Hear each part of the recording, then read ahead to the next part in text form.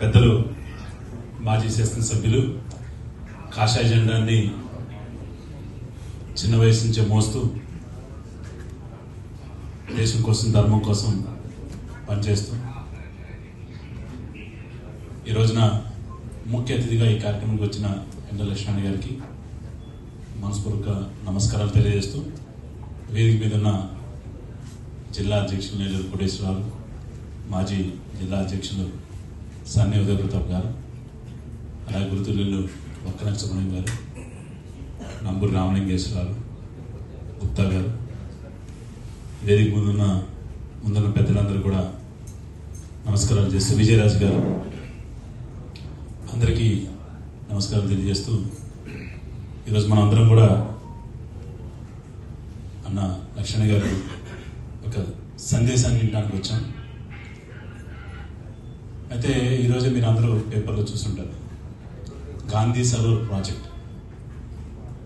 దానికి ఈ యొక్క కేంద్ర ప్రభుత్వం రక్షణ శాఖ మంత్రి నుంచి 83 ఎకరాల భూమిని ఇవ్వటం జరిగింది.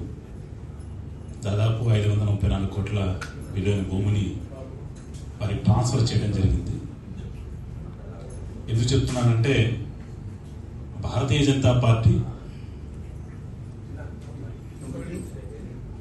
ఎప్పుడు కూడా అభివృద్ధి విషయంలో, వెల్ఫేర్ విషయంలో రాజకీయాలు చేయదు. ఖచ్చితంగా కూడా వికసిత భారత్ 2047కి ఈ దేశాన్ని అభివృద్ధి చెందిన దేశంగా ఏదైతే మనందరం కలలు కంటున్నామో దానికి పని చేస్తున్నాము, దానికి తగినట్టుగా ప్రణాళికలు వేస్తున్నాము. మరి భారతీయ జనతా పార్టీ రోజున కేంద్రంలో అధికారంలో ఉండి గత 12 సంవత్సరాలుగా ఆ దిశగా పనిచేస్తుంది. మనం గాంధీ కుటుంబానికి వ్యతిరేకం కాదు, తెలంగాణలో మనకి అధికారం ఇవ్వలేదని మనం వ్యతిరేకం కాదు. మనకి అధికారం ఇచ్చినా ఇవ్వకపోయినా,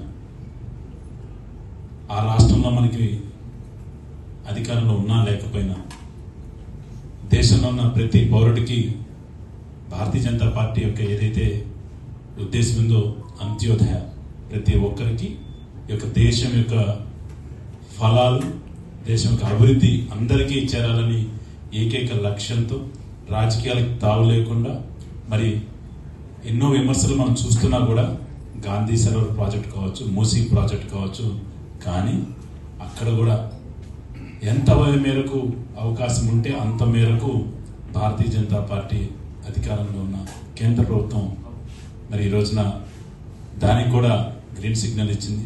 ఈరోజు రేవంత్ రెడ్డి గారు కూడా దానికి రాజ్నాథ్ సింగ్ గారికి ధన్యవాదాలు చెప్తూ ఒక ప్రెస్ స్టేట్మెంట్ చేశారు. ఖమ్మం విషయానికి వస్తే కూడా మనం 4 రోజుల క్రితం ఇక్కడ చాలా డీటెయిల్గా చర్చించుకున్నాం. ఖమ్మం జిల్లాకి కేంద్ర ప్రభుత్వం ఎన్ని రకాల నిధులు, ఎన్ని రకాల పథకాలు ఇచ్చిందనేది చాలామంది ఆశ్చర్యపోయారు. చాలామంది జర్నలిస్టుల మిత్రులు కూడా నాకు తర్వాత ఫోన్ చేసి మాకు కూడా ఇన్ని నిధులు, ఇన్ని మంత్రిత్వ శాఖల నుంచి ఇన్ని డిపార్ట్మెంట్లకి కేంద్ర ప్రభుత్వం చూస్తుందని మాకు కూడా తెలియదని చాలామంది జర్నలిస్ట్ మిత్రులు అడిగారు. ఈరోజు గౌరవ మెంబర్ ఆఫ్ పార్లమెంట్ ఖమ్మం నుంచి మనం అయితే ఎన్నుకున్నామో వారు కూడా కల్లూరు వెళ్ళారు. కల్లూరు వెళ్ళి అక్కడ ఒక ఇండోర్ స్టేడియం గురించి పనులు ప్రారంభించారు. ఆ పక్కనే ఉన్న మన రూత్ హాస్పిటల్ కూడా వెళ్ళడం జరిగింది. 30 పడకల హాస్పిటల్ని 50 పడకల హాస్పిటల్గా అభివృద్ధి చేస్తున్నాం మననే చెప్పాము.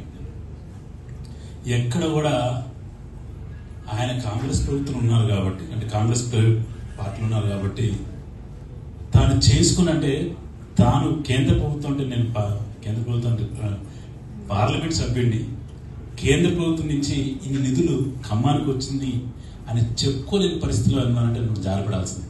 ఎందుకంటే ఎక్కువ చెప్తే ఓ పక్క మళ్ళా పొంగులేటి శ్రీనివాసరెడ్డి గారు బాధపడతారు. తేలేదు అని చెప్పి, అంటే తెచ్చారా తేలేదా అంటే చాలా, అంటే కళ్ళుండి చూడలేదు, చెవులుండి వెళ్ళలేని పరిస్థితి మన గౌరవ ఎంపీ గారిది. దయచేసి కనీసంగా మిమ్మల్ని ఎంపీగా ఈ ప్రజలు ఎన్నుకున్న తర్వాత మీరు ఎటువంటి ఎఫర్ట్ లేకపోయినా, మీరు ఏం అడగకపోయినా కేంద్ర ప్రభుత్వం అనేక నిధుల్ని ఖమ్మం జిల్లాకి ఇచ్చింది. ఆ నిధుల్ని కనీసం మీ క్రెడిట్లు వేసుకోండి, మీరే తెచ్చారని చెప్పుకోండి అని చెప్పి నేను ఈ సభాముఖంగా ఎంపీ గారిని రామసాయం రఘురామరెడ్డి గారిని చెప్తూ, మరి ఇక పెద్దలు మరి వారి యొక్క సందేశాన్ని మనందరం వినడానికి వచ్చాం. ఒకసారి అన్నకి కరతాళ ధ్వనులతో మనం ఆహ్వానపరిచి